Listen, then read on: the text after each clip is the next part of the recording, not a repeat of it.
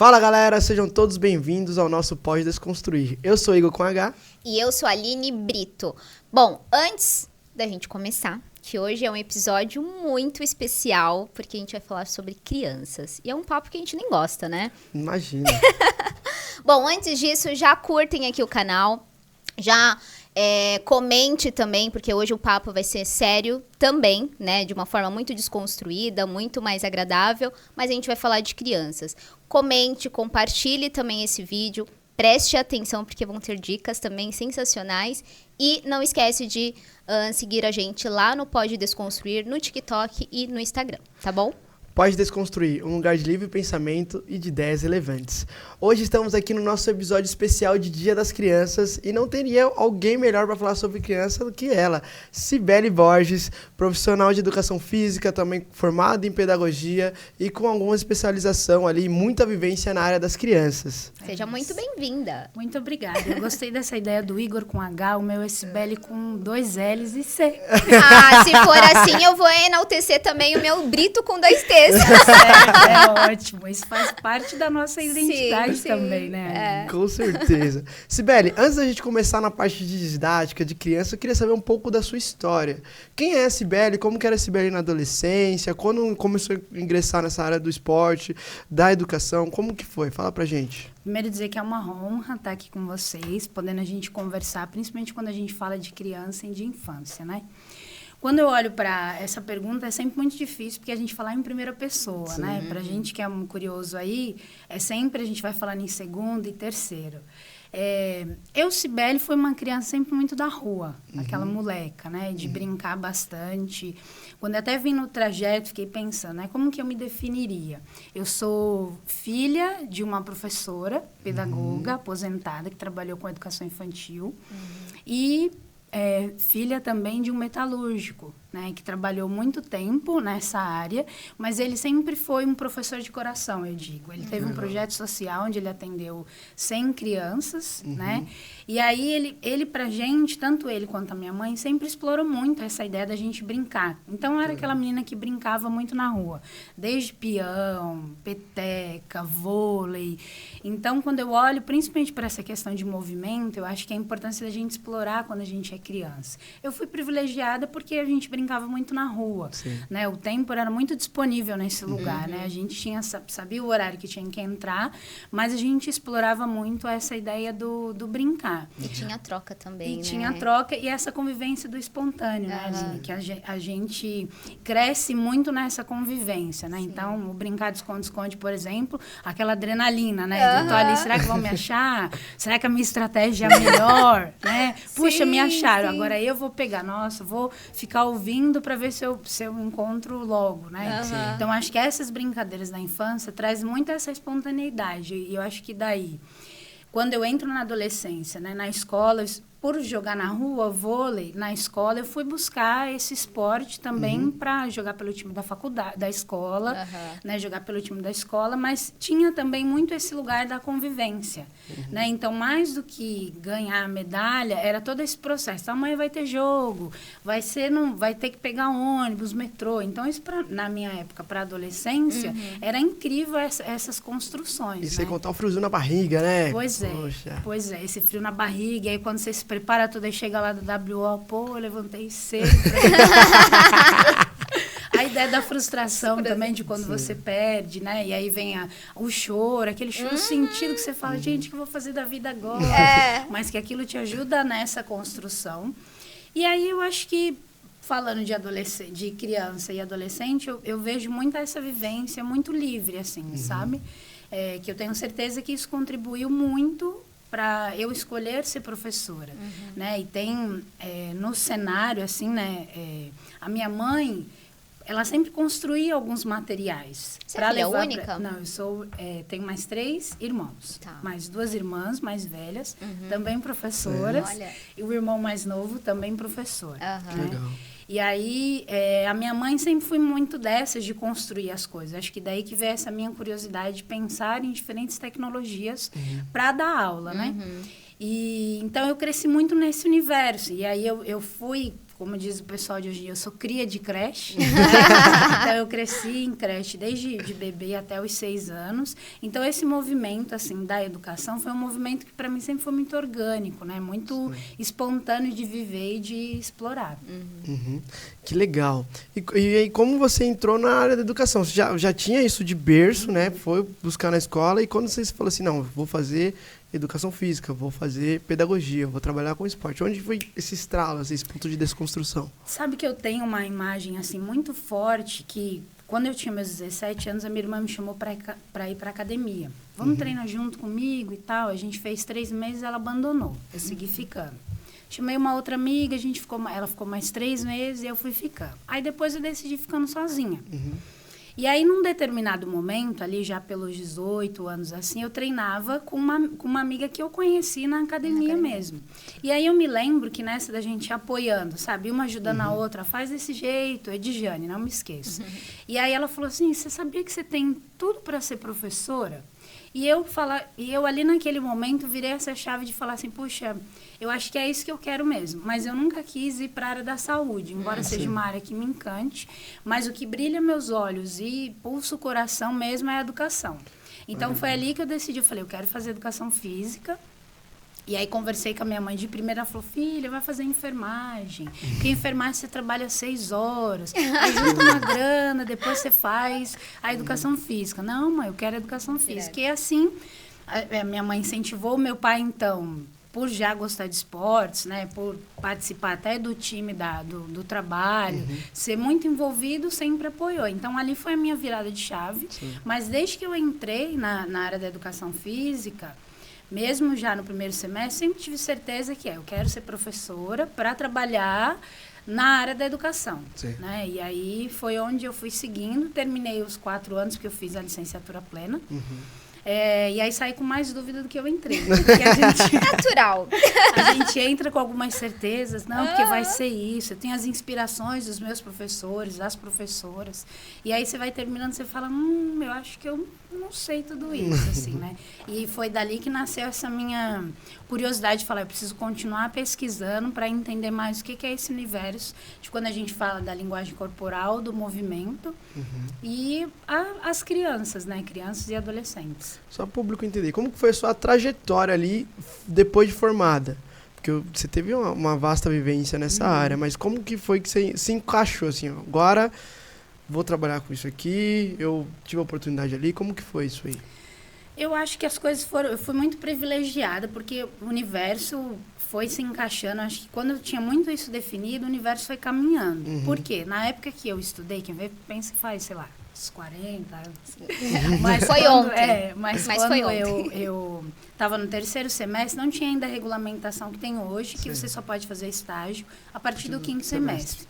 E eu estava no 3º semestre, a gente já podia fazer estágio. Eu trabalhava como recepcionista de um salão de manicure e pedicure, né? Num shopping ali de classe média alta. E aí, numa das conversas da manicure com uma cliente, eu tinha mania de, por ter uma memória boa, a cliente ligava e eu falava assim, eu falava o nome do lugar, falava, quer marcar um horário? Aí a Aline falava, gostaria de marcar um horário. Eu, Aline, tudo bem? Você quer marcar horário com fulano? Então, isso fazia com que eu criasse um vínculo com as clientes. E aí, numa dessas conversas, a cliente contando que, os meus estagiários, né? A manicure, mas estagiária de quê? Ela falou, eu sou coordenadora de um clube, né? O Clube Paineiras, e eu tenho estagiário de educação física. Aí ela falou, olha quem faz educação física. Ela, você? Eu falei, Passou. Um mês depois eu saí, porque eu falei assim, gente, eu acho que eu vou ficar para trás. Segundo semestre, acho que eu vou ficar para trás, eu preciso correr para minha área. E aí ela foi lá e falou assim, cadê a Cibele? Ela saiu, pede para ela entrar em contato comigo. Aí eu entrei em contato com ela, enviei meu currículo. Nesse meio tempo, na faculdade, antes de começar as aulas, a gente jogava vôlei, né? Com o pessoal dos outros semestres. E aí tinha um rapaz, que era um semestre para frente, assim, de mim, ele sempre dava carona. E ele falou, sabe que vai abrir um núcleo aqui do Instituto Esporte e Educação e tal? Aí ele falou, vai ter um processo seletivo. Eu falei, eu vou, porque ficava 15 minutos da minha casa, na época eu morava com os meus pais. E aí, eu fui fazer o processo seletivo, passei, e ao mesmo tempo no clube, eu tinha... Já era passagem, porque precisava de uma estagiária para aquela vaga. E tinha o QI também, né? Isso. E aí, como ela já me conhecia, ela falou, menina nova, tal, mas vamos fazer esse experimento com ela, né? Então, eu fui conversar e falei, só que tem que fazer um treinamento aqui, né? Para entrar nessa ONG, a gente precisa passar por um treinamento. Você segura? Ela falou, seguro. E aí, dali um mês, eu estava fazendo estágio nesses dois mundos. Então, um clube de classe média alta e um outro que é uma organização do terceiro setor, que é na periferia. Então, eu saía de um mundo que eu também não conhecia, né? E ia para o outro. E dali eu comecei. Então, eu comecei a dar aula, eu já tinha 19 anos. Né? E era muito engraçado, porque assim, no clube eu trabalhava com educação infantil, que falava muito sobre desenvolvimento motor mesmo. Então, era trabalhar muito com as habilidades motoras com as crianças de 3 e 4 anos. Na ONG, quando eu comecei a dar aula, a gente tinha alunos de 6 a 16 anos. E eu, com 19, falava assim, acho que eu tenho esse comportamento aí. E aí, esse professor, que depois virou muito meu amigo, o Everaldo, ele falava assim, eu consigo me dar bem com os adolescentes. Então, vamos trocar. Então, a gente tinha essa dupla docência, onde eu ficava à frente com os pequenos, de 6 a 10, e ele com os maiores, que aí ficava de 13 a 15. Eu ficava como auxiliar dele ali. E foi ali que eu comecei a construir essa identidade pedagógica de entender quais são esses universos, né, de trabalhar com criança e adolescente, o que tem de diferente na hora de você propor as atividades. Que legal. E dentro desse inteirinho, você falou que fez uma grande descoberta. E qual que é a diferença? Revela o segredo da gente, como que é essa questão de montagem, de planejamento de aula a partir da faixa etária, porque você estava lá com 4 anos ali, e depois você está com uma faixa etária acima, logo em seguida, né, que é de 6 até 12 ali. Qual que é a diferença desse público para esse público? Pela minha experiência, tá? Porque eu tive também nesse processo, nessa instituição, a presidente, ela tinha um cuidado muito grande em fazer a formação continuada dos professores, né? O que para mim foi um grande privilégio, porque o tempo inteiro você tinha que estudar. Então, a gente estudava desde parte de desenvolvimento motor até educação moral. Então, deu para a gente uma percepção daquele lugar de observar. Sabe o que a gente fala? Vamos observar a criança brincando, vamos observar o adolescente brincando. O que tem de diferença ali? Quando a gente fala das crianças de 6 até 8 anos ali, elas estão numa fase muito de experimentação. Então, as habilidades motoras, pode ver que joga a bola, se fala abraça. Quando não passa batida, a bola bate na cabeça. Porque tem ali algumas estruturas que ela está organizando. Né? Então, ela está muito nessa ideia de experimentação. Então, não importa muito a especialização, né? A parte técnica do movimento, e sim a possibilidade dela explorar. E ela tem uma ludicidade, que eu uso muito esse exemplo, não sei se vocês já assistiram o filme Patch Adams, O Amor é Contagioso, que ele é baseado numa história real, daqueles médicos que trabalham em hospitais. Anota aí, repete pra galera, anota aí, gente. Patch Adams, é um filme incrível que eu indico para todo mundo, quando a gente fala principalmente nessa ideia de atendimento com pessoas, né? Porque ele vem falar muito de... Ele estudava, ele resolveu ir para uma clínica psiquiátrica, porque ele não via mais sentido nas coisas. E quando ele entrou lá, ele falava com o doutor, e o doutor sempre de cabeça baixa, acho que você tem esses desequilíbrios, assim. E aí ele na roda tinha um esquizofrênico, tinha um outro catatônico, e aí ele via que não tinha interação alguma, e ele começou a brincar, né? Então, o que era catatônico? Apontava a mão para o alto, falava assim, onde fica o céu? Puxa, lá no alto, porque o cara não abaixava, né? A mãe, então, ele começou a brincar com esse lugar. Tem uma outra cena em que ele fala o cara que está dividindo um quarto com ele, começa a ter uns surtos e fala, tem esquilos. Ele fala, esquilos aqui? Né? E aí, quando ele entende esse mundo, ele vai lá e aí começa a brincar e fala, vamos matar os esquilos, vamos fazer uma coisa de guerra. A cama vira um lugar de guerra. Quando mata os esquilos, ele, puxa, agora eu consegui ir ao banheiro. Então, fazendo essa analogia para as crianças, é muito esse lugar. As crianças têm esse lugar de muita ludicidade, né? Se você der o elástico, por exemplo, e falar o que dá para criar aqui, ele vai criar um universo de coisas, e para nós, enquanto professores, às vezes a gente é muito educado naquele lugar de você precisa saber tudo o tempo inteiro. E quando, na verdade, não. Você tem que fazer boas intervenções, que isso é processo de aprendizagem para nós também. Mas quando a gente fala das crianças, é isso. É a gente poder criar o caos, né? Para eles poderem criar. Quando você vai falar dos adolescentes, já vai para um outro universo, porque eles já estão com essa parte mais da moral um pouco formada e eles vão querer te questionar. Né? Então, eles vão pôr a prova porque eles estão ali na adolescência, achando que é adulto, mas também não é mais criança, né? Então, tem um lugar de como que eu pertenço a esse mundo aqui.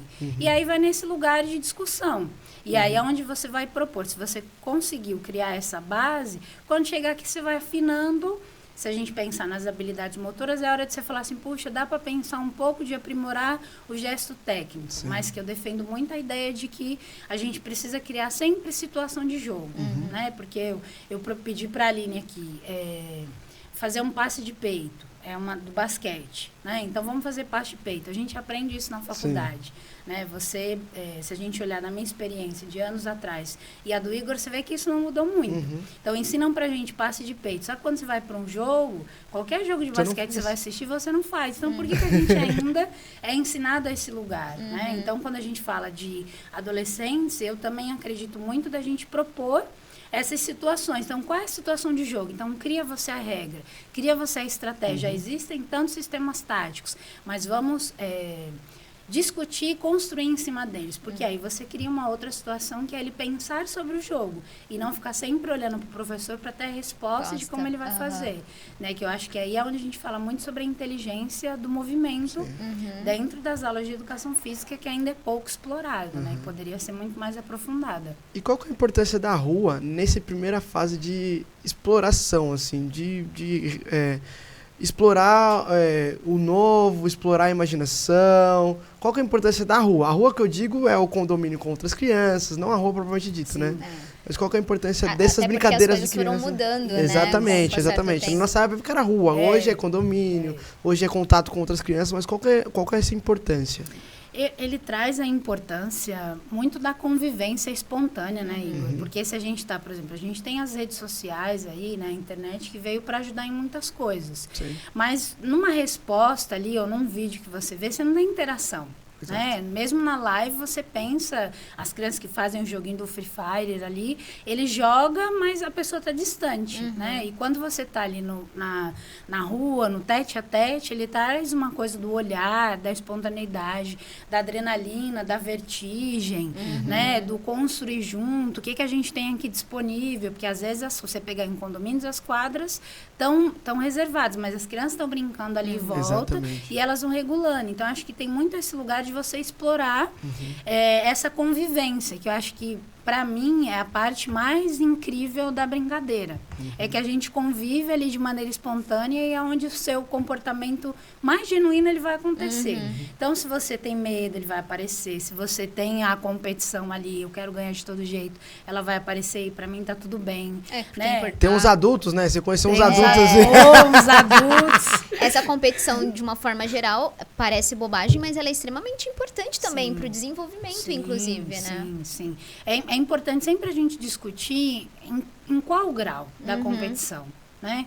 Porque eu acho que é isso, a competição ela gera essa adrenalina, mas se eu tenho, por exemplo, dentro de uma aula em que para mim, enquanto professora, o valor da competição é muito maior do que esse lance da convivência, fica desequilibrado, porque aí é onde eu vou sempre fazer com que os alunos sejam competidores e aí eles vão valorizar muito mais a performance do que o processo. E sem contar, que aí entra um pouco da minha vivência de aula, que quando você favorece somente a competição, o aluno que ele não é tão condicionado para aquela modalidade, ele fica excluído. Então, quem é bom se sobressai muito, e quem não tem tanta capacidade, porque ainda não chegou na fase de maturação daquela pessoa, ele fica totalmente excluído. Entendeu? Então, assim, é importante ter a competição, e eu vim maturando isso com o tempo, porque eu vim do esporte, eu vim do competitivo. Então, desde sempre eu vim competindo, querendo ganhar a tudo, e quando eu vim dar aula, eu trouxe essa característica comigo. Então, depois de um tempo que eu falei, opa, eu acho que, cara, Dá uma lapidada aqui, né? A Sibeli me ajuda bastante nesse processo, porque você acaba, quando você tem padrões diferentes, não só a competitividade, você acaba nivelando ali a aula. Então, tem a importância de, por exemplo, um jogo que a gente fazia bastante era que todo mundo tinha que chegar junto. Então, aquela criança que corria muito rápido, ela tinha que esperar a criança que não corria tão rápido, porque se ela chegar sozinha, ela não pontuava, ela tava desclassificada, entendeu? É isso mesmo. E quando a gente fala, que eu trabalhei também muito tempo com formação de professores, né? E aí eu criei essa teoria. Você quer conhecer o aluno, você coloca o professor para jogar. Porque aí é isso. Todo mundo, na situação de aluno, se comporta como tal. Então, de novo, esse lugar, que eu acho que aí na formação de professores tudo bem você trazer essa questão da competição, do brincar, do jogar, né? Isso é muito legal. Agora, como que eu trago para a consciência essas formas de como que eu faço intervenções mais qualificadas para equilibrar, né? Porque tinha uma professora muito que falava, a Rosaura Soligo, né? Que forma também é conteúdo. Então, quando a gente começa a discutir quais são as formas, né? Esse exemplo que o Igor deu, as crianças têm que chegar junto. Então, joga para elas essa situação problema, que eles vão criar estratégia. E aí depois eu vou dando outros desafios. Então, agora a gente vai ter que chegar junto em 2 minutos. Você já desequilibrou. Né? Agora vocês vão ter que chegar lá em 45 segundos. Vamos testar? E aí vai regulando essas estratégias. Então, todo esse processo, você vê, as crianças estão brincando. Mas a gente ali, enquanto professor, fazendo as intervenções, você está observando como que ele constrói, se ele realmente valoriza aquele que sabe correr menos naquela situação. O que sabe correr muito, geralmente, se a gente não cuida, ele acha que ele é só um bom corredor e aí ele não quer fazer as outras atividades.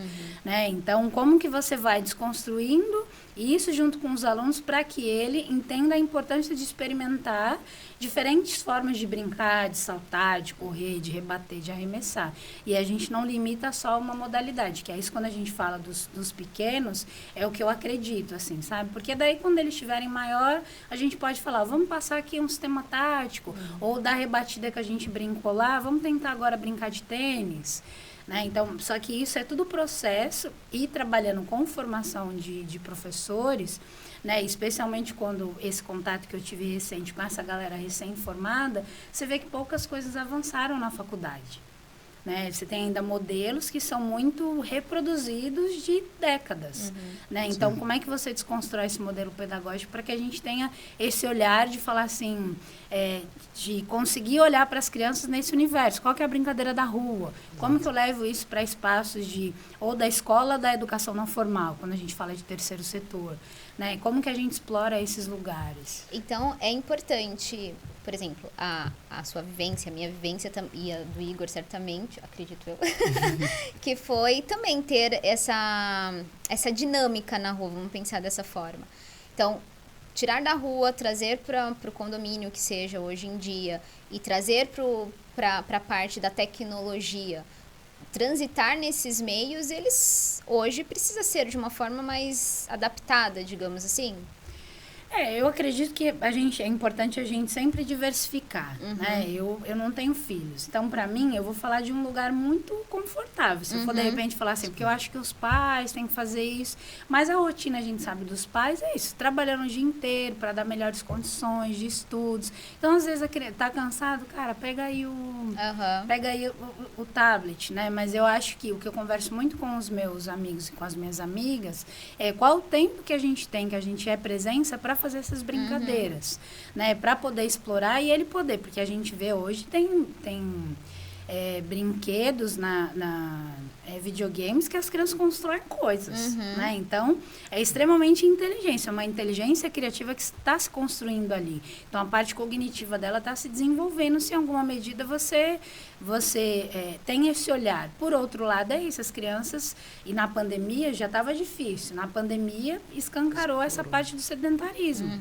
E o sedentarismo que eu falo é desse lugar, assim, as crianças muito tempo sentadas. A gente sabe que tem uma porcentagem ali que brincou bastante, mas isso não é uma realidade a nível de Brasil. Sim. Então, quando a gente traz para esse lugar, né, e falar dessa totalidade, né? Como a gente integra bastante o corpo da mente, tá nesse lugar de explorar, que eu acho que o brincar na rua, ele traz esse lugar de exploração, mesmo que nos condomínios você tem quadras ou não, às vezes você só tem um playground, que eu acho até que o playground poderia tirar os brinquedos de plástico e colocar umas brincadeiras com corda para ver o tanto, deixar os materiais para ver o quanto as crianças exploram. Exato. Né? Eu acho que eu faria esse experimento. Deixa eu ver como as crianças interagem com os brinquedos nesse lugar sem ter aquele brinquedo formal. Então, isso aqui é um escorregador, isso daqui é para escalar, sabe? Isso aqui é um gira-gira, né? Então, a diversidade, ela é importante, né? Isso que eu ia perguntar acerca do celular. Qual que é o perigo, Cibele,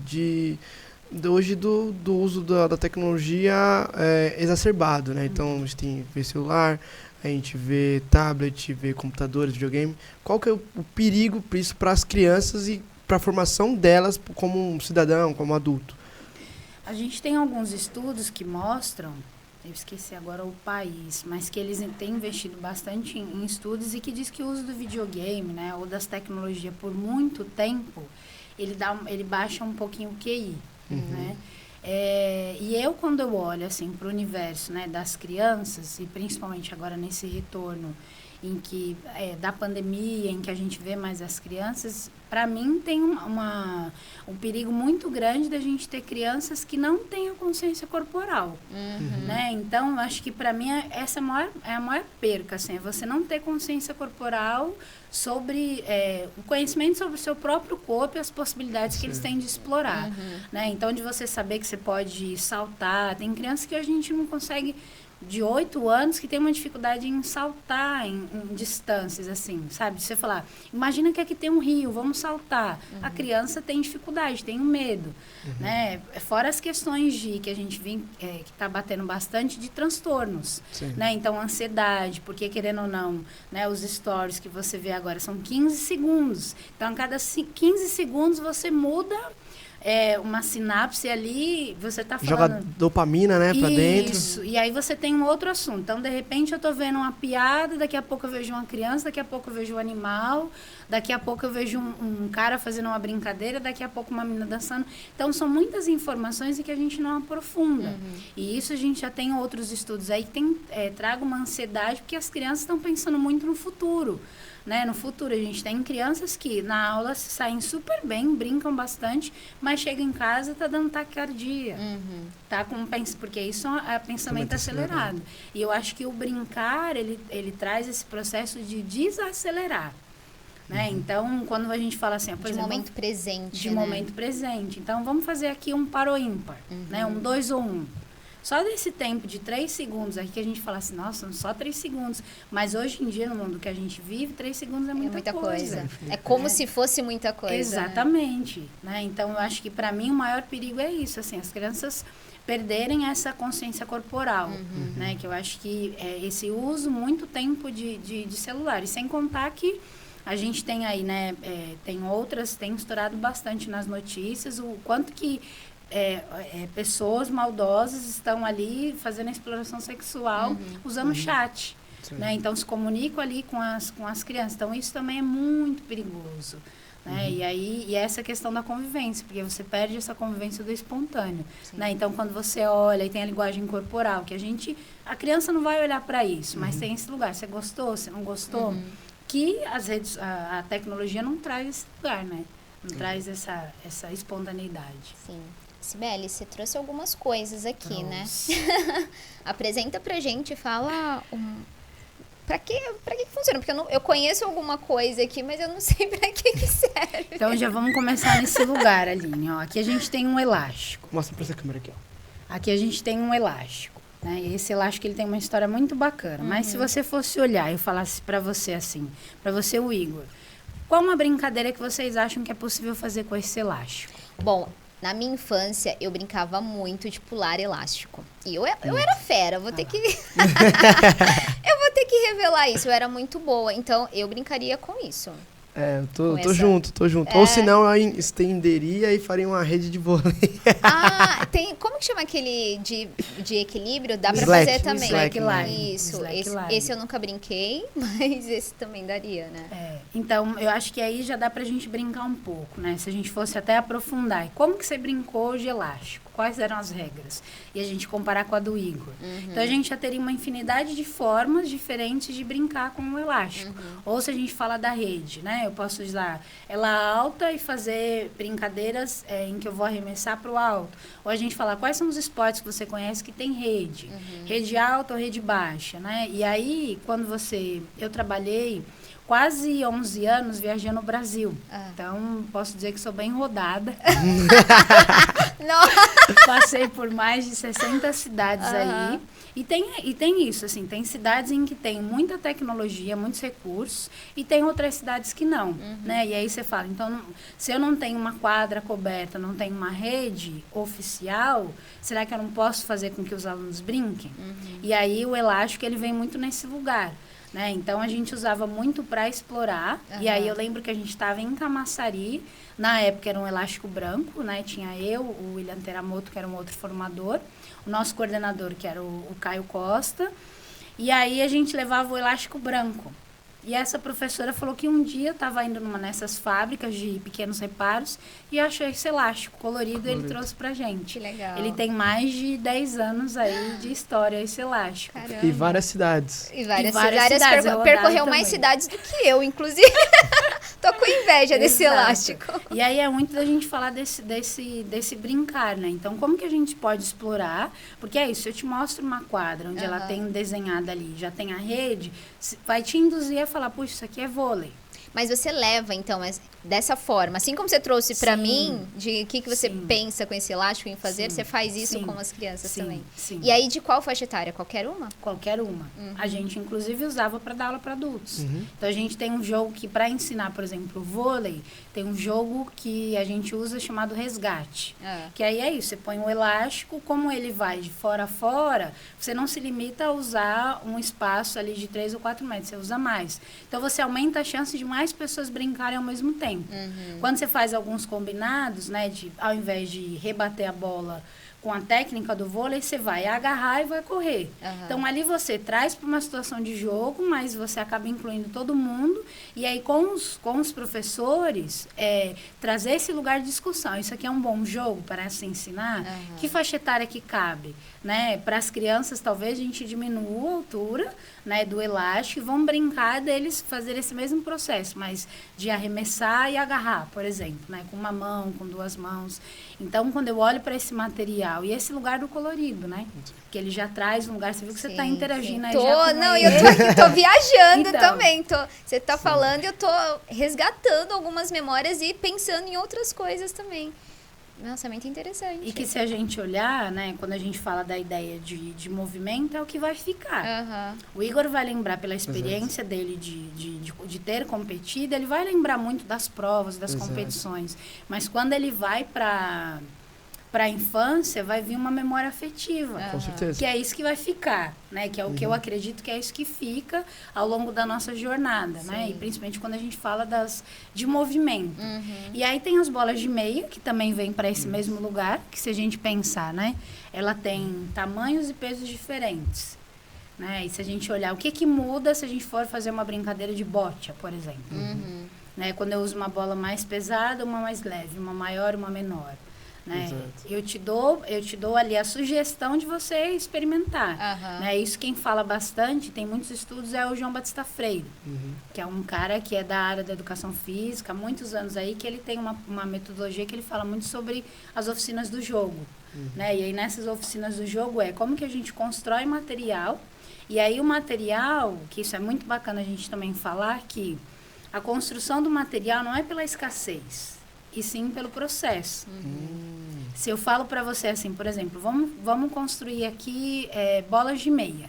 Então, a gente tem areia, aqui a gente tem pedra, vocês vão construir. Naturalmente, você vai pensar, quanto que eu vou usar, né? Eu vou falar, você vai construir junto com o Igor, de novo a convivência, se você vai ouvir, ou se a ideia dele vai se impor, ou se ele vai falar assim, o que que você acha?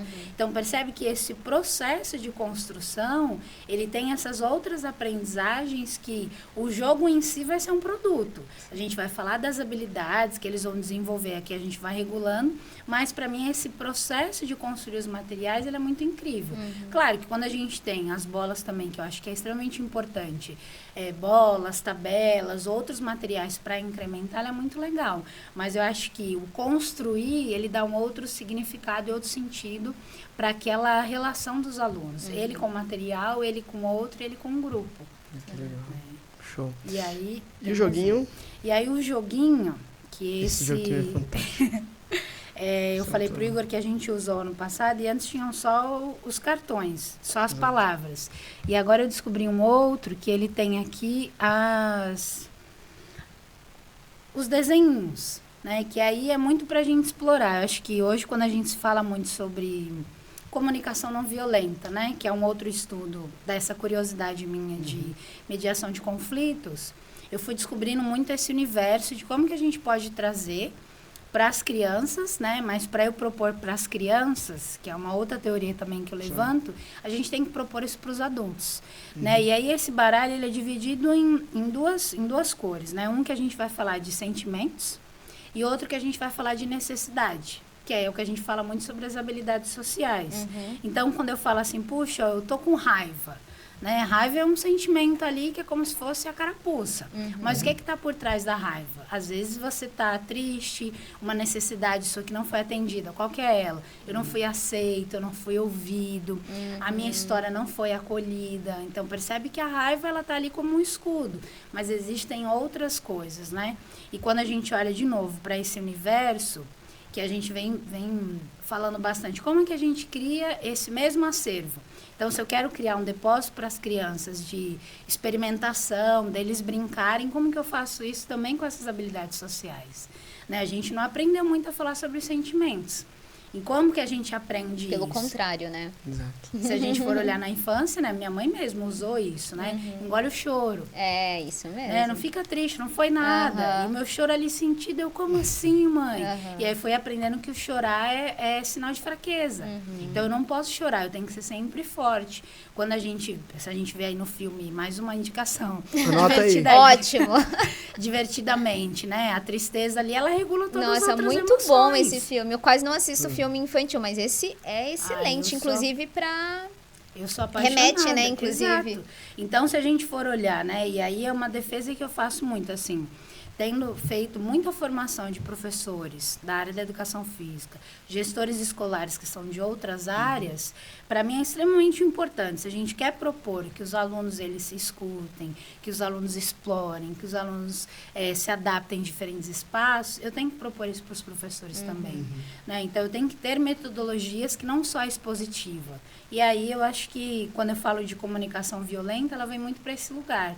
Para a gente ganhar inteligência emocional e eu poder dizer assim, ter as conversas corajosas, eu preciso saber que o meu repertório, existem vários sentimentos, né? Sim. Falando em repertório, você acredita que esse trabalho que é feito com criança, onde dá consciência para ele, inclusive de enxergar qual o momento que ele está, questão emocional, enfim, você acha que eles estão conseguindo levar para casa para ter uma relação diferenciada com seus pais, por exemplo? Porque esse sentimento às vezes vem inclusive de casa, né? Acho eu que assim é muita pretensão da nossa parte, né? A gente que tem ali 1h30, 3 horas na semana, quando você compara a todo o restante do tempo que a criança tem em casa. Por outro lado, eu acredito que é isso, assim, né? É aquele momento eu vou tentar fazer a diferença. Então, se a gente pensar, né, na base da criança ali, eu começar a trabalhar quais são os sentimentos, os básicos, e depois eu for me aprofundando, tem grandes chances dele conseguir falar sobre ter essas conversas com os pais, né, com as famílias, porque a gente sabe que a gente também não aprendeu enquanto adulto. Então, se a criança falar assim, mãe, meu choro, imagina a criança falando para a mãe ou para um responsável assim, da família, hoje eu estou muito triste porque eu não fui ouvido na escola. A gente fala, caramba, né? A nossa missão foi cumprida aí. Mas eu acho que é importante a gente cuidar para dar essa base, seja para as crianças, para os adolescentes, e a gente também trazer para esse universo de adultos. Porque quando a gente consegue identificar os nossos sentimentos, você endereça, ele vai para um outro lugar. Né? E você se responsabiliza pelos seus sentimentos e você também consegue dar esses limites. Puxa, eu achei que aqui não foi legal. Ou, puxa, eu não vou conseguir falar para o Igor agora. Mas quando o Igor vier falar, eu posso falar assim, Igor, agora não é o momento da gente conversar. Porque, de novo, eu estou falando de autoconhecimento, né? Sim, então, a gente pensa, para os pequenininhos aqui, ele é lúdico. Mas até se a gente for olhar, ó, pelo desenho, né? O que é motivação? Então, o que vem de motivação? Então, acho que a gente brincar um pouco com esse lugar é a gente poder trazer de maneira tão natural quando a gente fala de esporte, quando a gente fala de um filme, a gente poder também falar de maneira natural sobre sentimentos, né? Sim. E aí você está falando em um posicionamento quanto professora.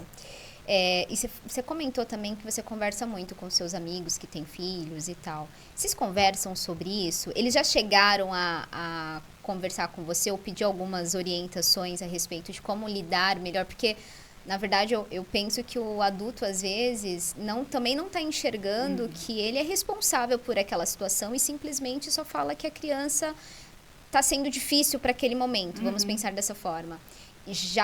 Alguns pais já pediram orientação para vocês, para você no caso, ou não, simplesmente fala que o filho não tá respeitando, não está se comportando de uma forma que ele gostaria que fosse e não entendem muito bem a situação e aí pedem um help para você. Geralmente quando a gente conversa, né, às vezes a gente faz uns cafés, né, e vai fazendo rodízio nas casas.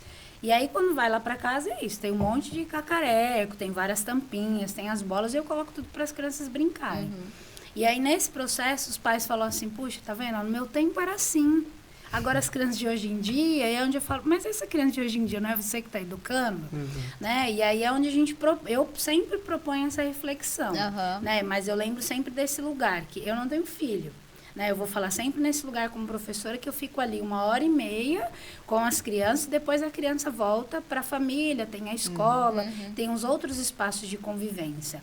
Mas eu acho que alguns têm a consciência, mas na verdade é isso, assim, fica vendido porque não sabe o que fazer. Né? Então, na pandemia eu me lembro muito de amigas falando assim, eu não tenho paciência porque eu não sou professora. E eu falo, você tem razão. E ela falava assim, eu tento algumas estratégias, mas é isso. Eu não tenho essa paciência, né? Porque ali eu estou naquele lugar de mãe, então como é que eu vou ensinar? E aí é isso, eu tenho pressa. Como é que ele não sabe que 1 mais 1 é 2? Ou que ele tem que pintar o desenho aqui?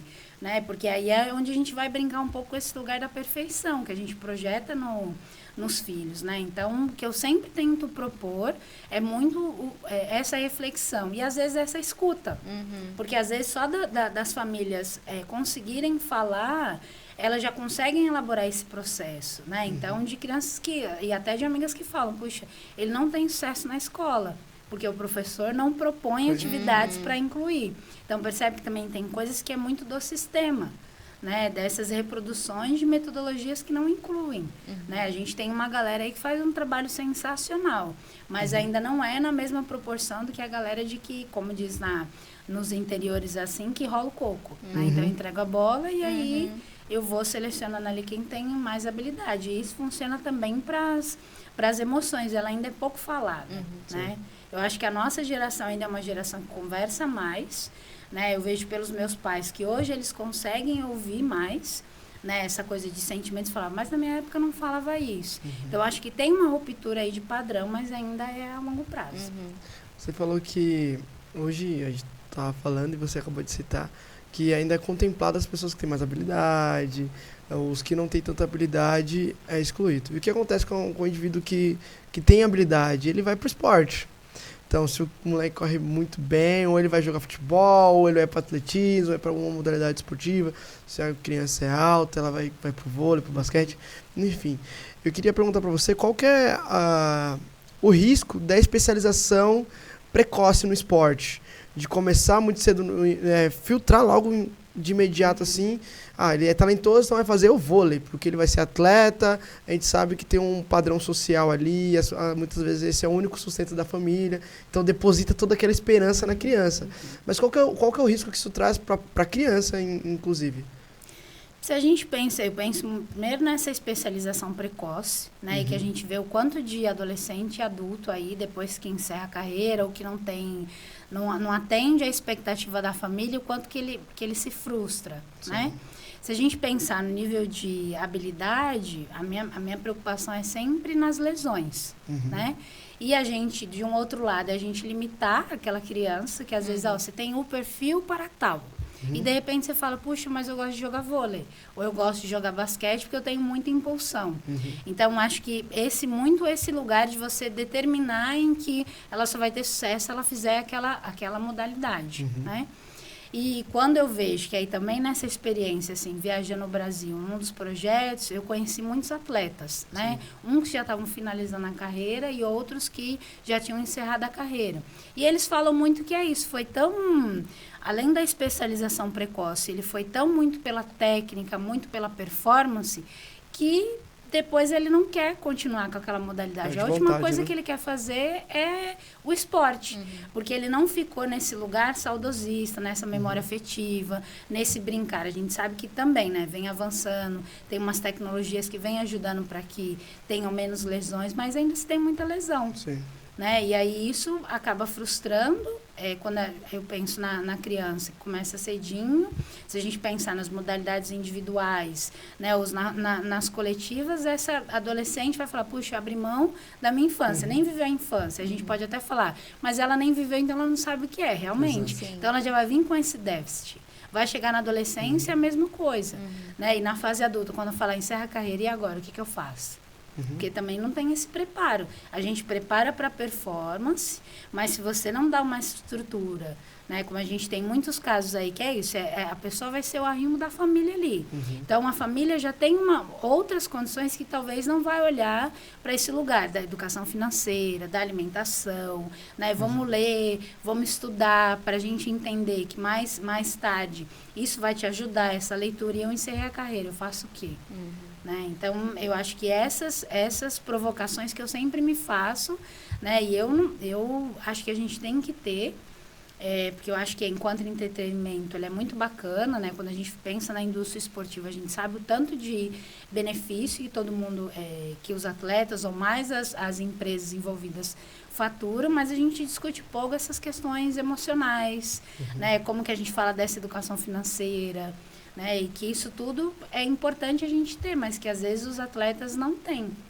Né? E aí encerra a carreira ali, né? E ou quando você pensa naquele adolescente que fala, eu descobri um clube aqui, eu fiz um teste, aí ele já pensa, ele já vislumbra, eu quero ser aquele atleta ou aquela atleta, não deu certo, e aí, o que eu faço? E agora?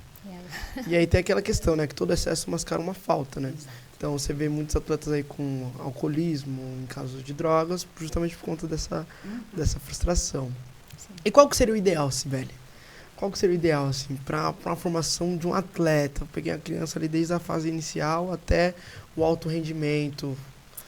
Acho que aí a gente entraria numa discussão muito grande ainda em políticas públicas. De quando a gente fala do esporte de rendimento, né? Porque é isso, você precisa dar uma base.